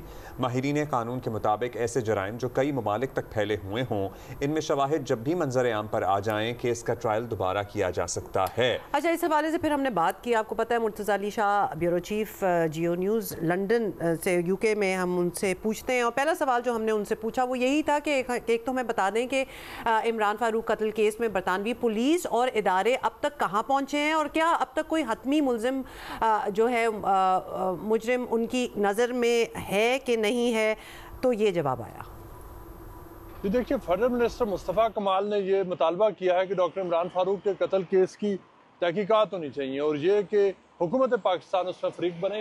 ये बहुत ही अजीब मुतालबा इस हवाले से कि आज से 5 साल पहले बरतानवी हुकूमत और पाकिस्तान ने मुश्तरका तौर पर एक प्रेस रिलीज इशू की, उस दिन इशू की जिस दिन इमरान फारूक के कत्ल में मुलव्वस जो मोहसिन अली सैयद और काशिफ खान कामरान थे उनको कन्विक्शंस हुई। ये वो 2 लोग हैं जिन्होंने जो एक मुअज़्ज़म अली थे कराची से, उनके साथ मिलकर उन्होंने डॉक्टर इमरान फारूक को कत्ल किया था। मोहसिन अली सैयद तो इस वक्त भी जेल में, मुअज़्ज़म अली खान भी जेल में, जबकि काशिफ खान कामरान को वो पाकिस्तान में जब वो थे तो उस वक्त तफ्तीश के दौरान उनकी डेथ हो गई थी, लिहाजा उनको एब्सेंशिया में सज़ा हुई। सज़ा आज से 5 साल पहले हुई है।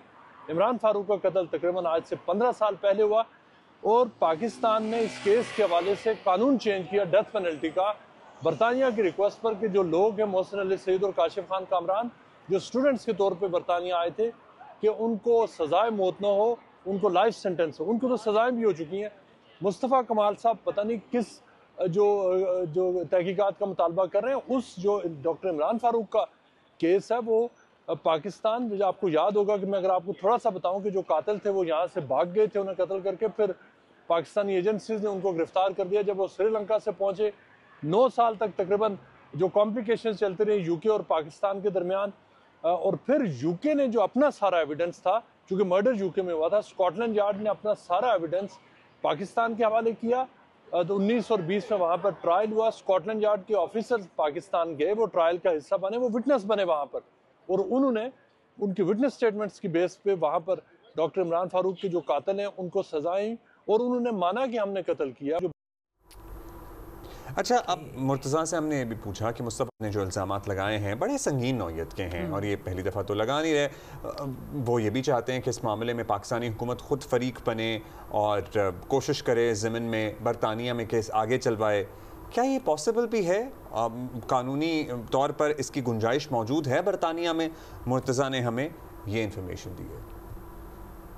जो बरतानिया की जो क्राउन प्रोसिक्यूशन सर्विस है, जो बरतानिया की जो हुकूमत है, उसकी अपनी वेबसाइट पर वो जॉइंट स्टेटमेंट मौजूद है जिसमें उन्होंने पाकिस्तान की तारीफ की कि पाकिस्तान और UK ने मिलकर कातलों तक पहुंचे। देखें, डॉक्टर इमरान फारूक के कत्ल में 2 लोग मुलव्वस हैं जो UK आए हुए थे स्टूडेंट वीज़ा पर, मोहसिन अली सैयद और काशिफ खान कामरान। एक को जो तफ्तीश के दौरान वो मारे गए, जो मोहसिन अली सैयद है उनकी वो जेल हो गई, उनके जो ट्रायल के बाद आज से 5 साल पहले 15 साल उनको जेल में हो चुके हैं।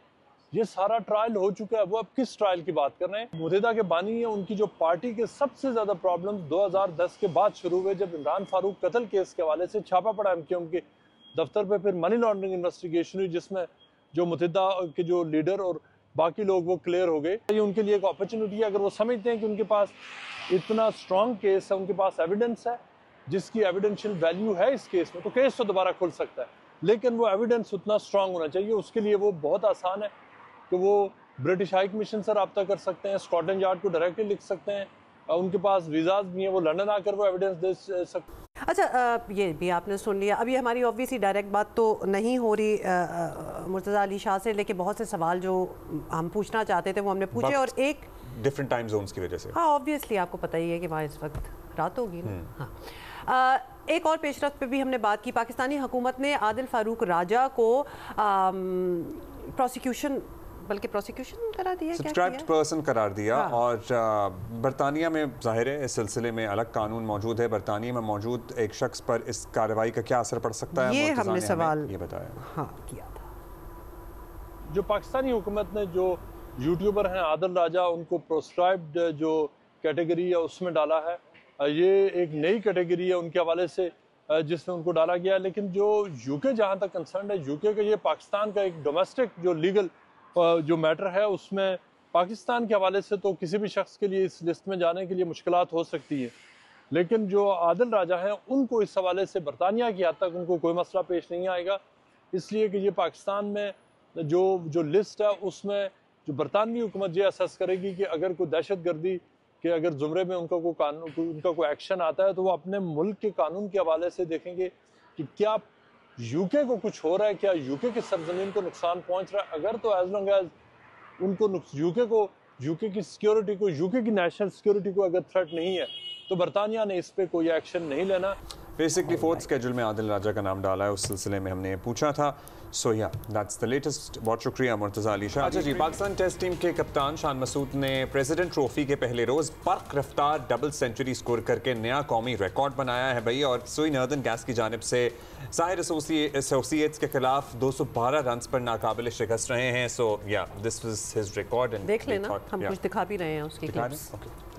Awesome, very nice. So congratulations to शान।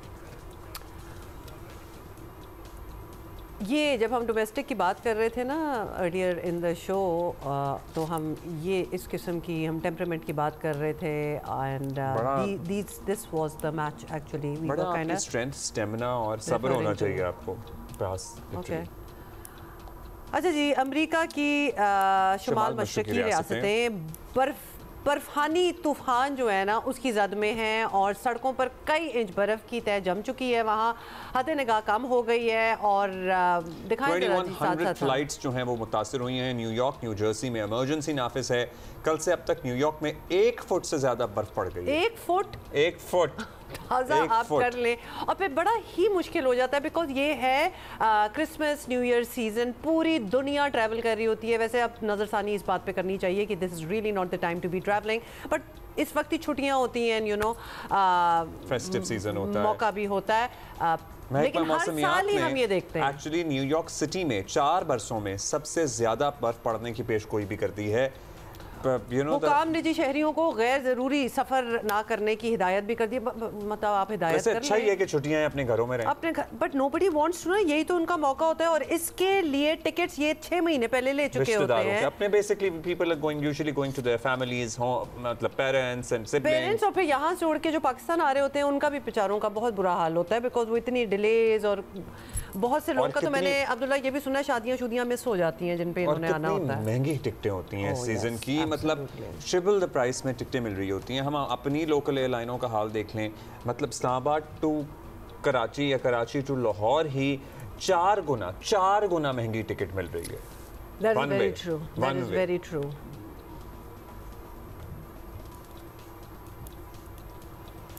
अच्छा जी, अब ये भी खबर है कि इजराइल ने सोमालीलैंड को तस्लीम करने के इक़दाम पर अक़वाम मुत्तहिदा की सलामती कौंसिल का हंगामी इजलास तलब कर लिया है। अरब मीडिया के मुताबिक सोमालिया की दरख्वास्त पर सलामती कौंसिल का हंगामी इजलास पीर को होगा। इससे पहले इजराइल के सोमालीलैंड को तस्लीम करने पर पाकिस्तान समेत इस्लामी ममालिक ने मजम्मती मुश्तरका एलामिया भी जारी किया था। मुश्तरका एलामिया में कहा गया है कि इसराइल का सोमालीलैंड को तस्लीम करना बैनुल-अक़वामी कानून की खुली खिलाफ वर्जी है। इसराइली इक़दाम मशरक़ी अफ्रीका और बहीरा अहमर के अमन के लिए बड़ा संगीन ख़तरा साबित हो सकता है। सोमालिया की वहदत और इलाकाई सालमियत को नुकसान पहुँचाने वाला कोई इक़दाम कबूल नहीं किया जाएगा। सोमालीलैंड से मुताल्लिक इजरायली फ़ैसला इसके तौसी पसंदाना अज़ाइम का अक्कास भी है सर्टनली, और दुनिया को लगता है ना कि रुक जाएगा या ये एक्चुअली ग्रेटर इसराइल की सिर्फ बातें हैं और कुछ करेंगे नहीं। तो ये देख लीजिए, ये उसका अमली मुजाहिरा, अमली नमूना है। मुश्तरका एलामी में पाकिस्तान, फ़लस्तीन, कतर, सऊदी अरब,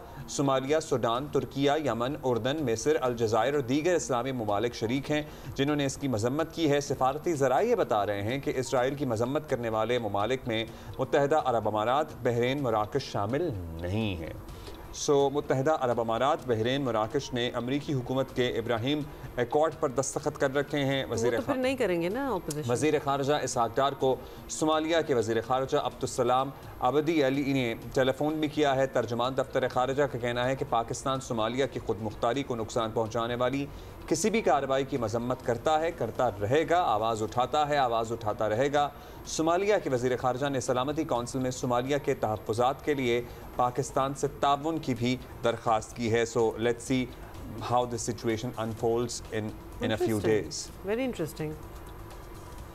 अच्छा, मौसम की सब जगह की बात कर ली, सबकी बात कर रहे हैं, तो अब चूंकि आप यहाँ की बात कर ही रहे हैं तो गज़ा में एक बार फिर आपको बता दें कि मौसम सरमा की बारिश और यकपस्ता तूफ़ानी हवाएं जो हैं वो भी चल रही हैं। इमदाद पर इजरायली पाबंदियों के बायस बेघर फ़लस्तीनियों के मसाइब बढ़ गए हैं और बहुत ही इट इज़ वेरी चैलेंजिंग। और शायद ठंड और बारिश से भीगते खैमों में बहुत छोटे बच्चे मौजूद हैं, न्यूबॉर्न बेबीज़ जो हैं, उनकी ज़िंदगियाँ ख़तरे में पड़ गई। बिल्कुल ऐसा ही इजरायली फ़ौज की गज़ा जंगबंदी के खिलाफ वर्जियाँ भी जारी हैं, वो तो साथ साथ चल ही रहा है मामला। आपको पता है कि इजरायली हमलों से मज़ीद 4 फ़लस्तीनी शहीद हो चुके हैं। 10 अक्टूबर के जंगबंदी मुआहदे के बाद से 414 फ़लस्तीनी शहीद हो चुके हैं। तो फिर वो जंगबंदी ही क्या, जहाँ लोग फिर अभी भी मर रहे हों और खौफज़दा हों, क्योंकि उनको नहीं पता कि क्या होना है। अभी तक खैमों में रह रहे हैं, सर्दी कोई टिका के वहाँ हो चुकी है, उनकी तो मुश्किलात में इजाफा ही होता जा रहा है ना। उनके लिए तो शायद कोई बेहतरी नहीं आई। येस, दुनिया जो है, द वर्ल्ड इज़ वो ज़रा सुख का सांस लेनी है कि एटलीस्ट हमारी कॉन्ट्रीब्यूशन, हमारी कोशिशों से यहाँ जंगबंदी होगी। बट ऑन द ग्राउंड कुछ खास बदला नहीं है। अच्छा, लाहौर और गिरदोना, मौसम की सख्ती की हम बात कर रहे थे। हमने न्यूयॉर्क बताया, गज़ा की मौसम की सूरत हाल बताई, अपने यहाँ का मौसम का अहवाल बताया था। और न्यूयॉर्क में हमने बताया था ना कि 2100 न्यू जर्सी, न्यूयॉर्क में अतराफ में फ़्लाइटें मुतासर हुई हैं। हमारे यहाँ भी मैदानी इलाकों में ज़ीरो विजिबिलिटी है कल रात से, और उसकी वजह से हमारे यहाँ भी अपडेट ये है कि मौसमी ख़राबी की वजह से लाहौर का फ़्लाइट ऑपरेशन शदीद मुतासर हुआ है। 5 परवाज़ों को इस्लामाबाद शिफ्ट किया गया है। तो इस्लामाबाद में भी कोई मौसम तो बट धुंध उस तरह से विजिबिलिटी बेहतर होती है ना इस्लामाबाद की। सो लाहौर आमद और रवानगी की 35 परवाज़ों में 1 से लेकर 21 घंटे तक की ताख़ीर है। So if you travelling to Lahore और from Lahore, you have to be really careful. Kuwait Istanbul से लाहौर की जो परवाज़ थी वो भी इस्लामाबाद शिफ्ट कर दी गई है। दमाम से लाहौर की परवाज़ भी इस्लामाबाद उतारी गई है। और फिर ट्रैवलिंग, और कुछ लोग ऐसे भी मिले जो उन्होंने कहा कि हमें लाहौर जाना था और मौसम की वजह से हमें कराची उतार दिया गया। हो रहा है उनके लिए बहुत मुश्किल, very careful about your travel plans. अच्छा, साथ ही आपको बता दें कि पाकिस्तान स्टॉक एक्सचेंज में आज फिर तेज़ी देखी जा रही है, जिसके नतीजे में 100 इंडेक्स जो है वो नई तारीखी सतह पर पहुंच गया है। और ट्रेंडिंग के दौरान एक मौके पर, ट्रेडिंग के दौरान एक मौके पर 100 इंडेक्स ने 1,75,000 पॉइंट्स की बुलंद तरीन सतह को भी छू लिया। सो yeah this is good news. अच्छा, इस वक्त 1,73,000 से ऊपर जो है 100 इंडेक्स वो चला गया है। सो हम बिल्कुल आपको लेटेस्ट फिगर्स दे रहे हैं। This is happening at the moment. अच्छा लगता है जब हमारे पास अच्छी न्यूज़ होती है, अच्छी न्यूज़ हो, और खास तौर पे उस पे अगर हमने एंड करना हो। And we are gonna see you tomorrow इंशाल्लाह। It is just the start of the week.